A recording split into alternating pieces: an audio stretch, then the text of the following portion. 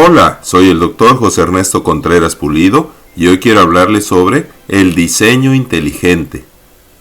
El origen de la materia, el universo y la vida no pueden ser repetidos por medios científicos de experimentación.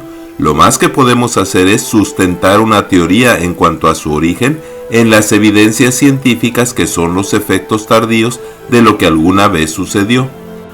Desde que Charles Darwin publicó su libro El origen de las especies en 1859, la teoría de la evolución empezó a difundirse hasta que desde hace menos de 100 años se estableció dogmáticamente como la teoría oficial en escuelas y centros de investigación, a pesar de que nunca se ha encontrado una evidencia científica incontrovertible que la sustente.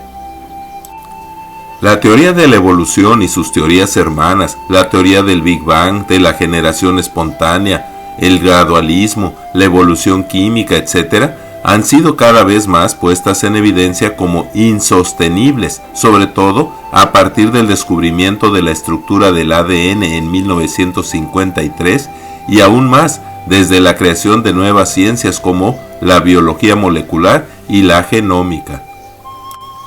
Matthias Jacob Leiden y Theodor Schwann en 1839 establecieron la teoría celular, que toda célula necesariamente proviene de otra célula, y Louis Pasteur en 1860 descartó la generación espontánea y estableció la ley de la biogénesis, que todo ser vivo procede necesariamente de otro ser vivo.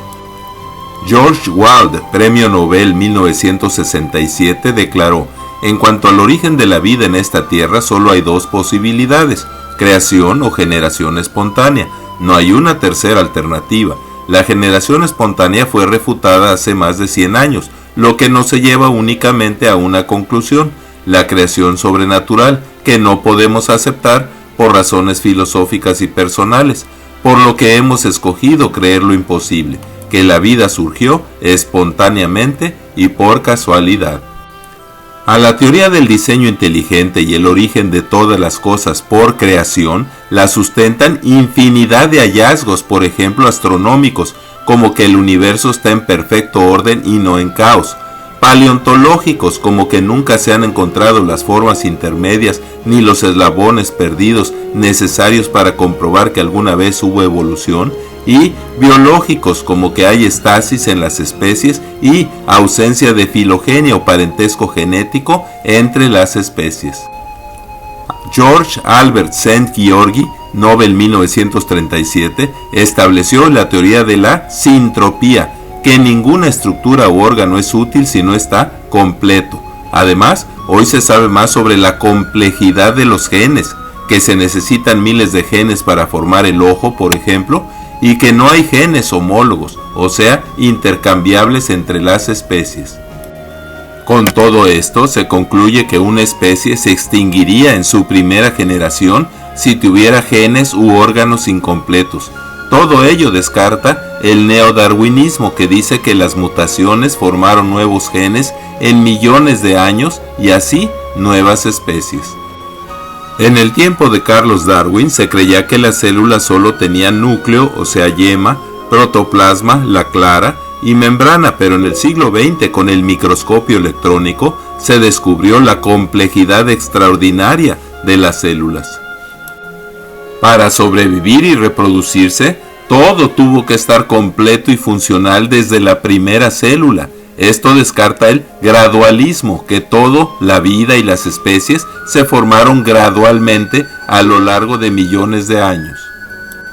Leslie Orgel escribe: los seres vivos se distinguen de los inanimados por su complejidad específica, pues aunque hay múltiples cristales de formas característicamente diferentes, ninguno de ellos tiene la complejidad necesaria para catalogarlo como ser vivo.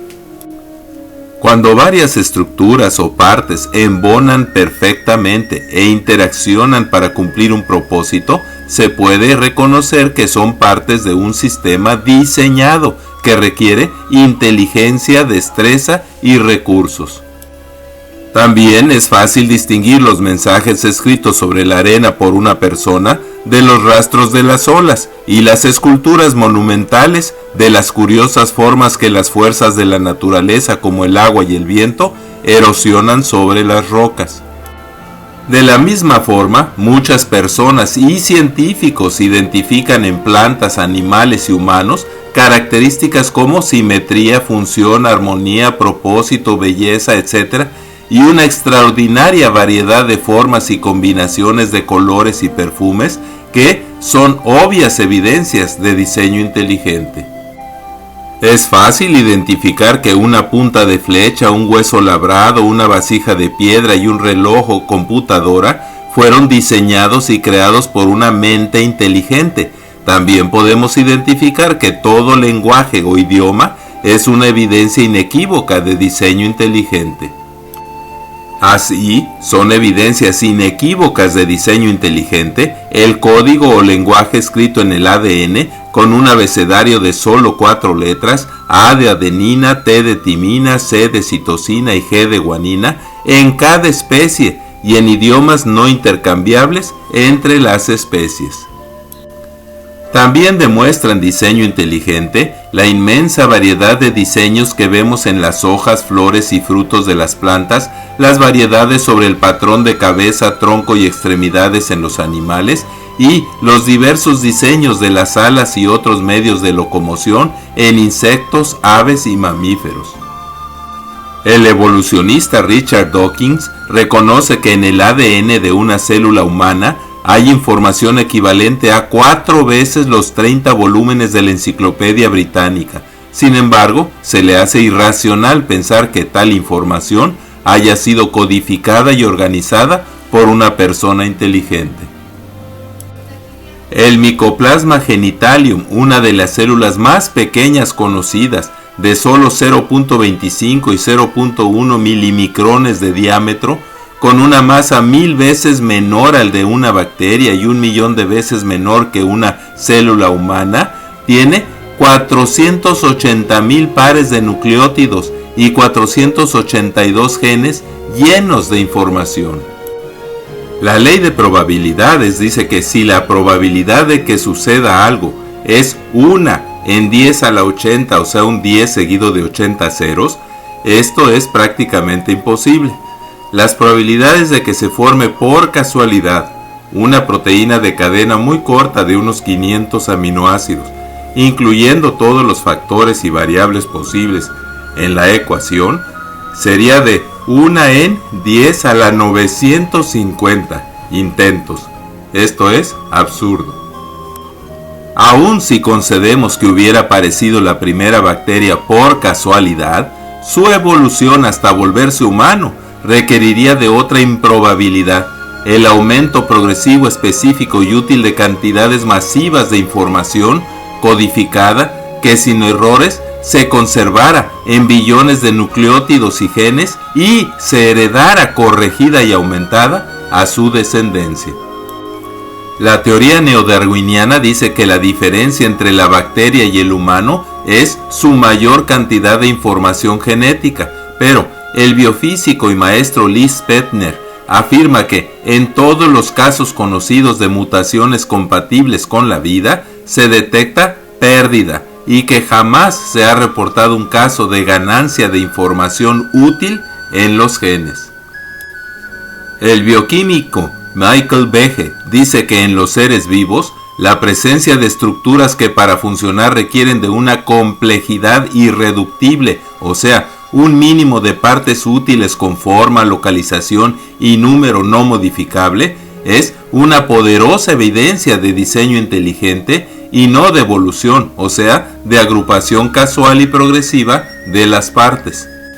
Procesos complejos como la coagulación de la sangre y la visión requieren de la función estrictamente secuencial de un número mínimo e irreductible de estructuras y sustancias químicas, así como de sistemas diseñados para transmitir la información necesaria en cascada para desencadenar, regular y detener oportunamente el proceso.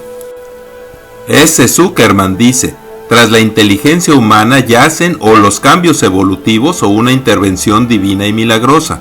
Y Paul F. Kerr agrega: Si lo investigan, todos los pensantes honestos tienen que reconocer que solo una mente infalible pudo haber organizado nuestro mundo con todas sus asombrosas complejidades y sus seres vivos. Stephen Meyer concluye: aún no hemos encontrado un buen principio racional para excluir al diseño inteligente que aparece tan científico como el de sus competidores evolucionistas, por lo que abrirle la puerta a sus argumentos es una condición necesaria para una biología histórica, completamente racional, que no debe darle una posición metafísica privilegiada al materialismo, sino que debe preguntarse, tomando en cuenta toda la evidencia disponible, ¿quién explica mejor el origen de la complejidad biológica? ¿El escenario estrictamente materialista de los evolucionistas o el que involucra la contribución de un agente inteligente? A la luz de todo lo aquí expuesto y más, es obvio que sí hay más que suficientes argumentos científicos y hallazgos en la naturaleza que justifican el incluir al diseño inteligente como una teoría viable y sustentable científicamente en los libros de texto desde primaria hasta la universidad. Muchas gracias por su atención.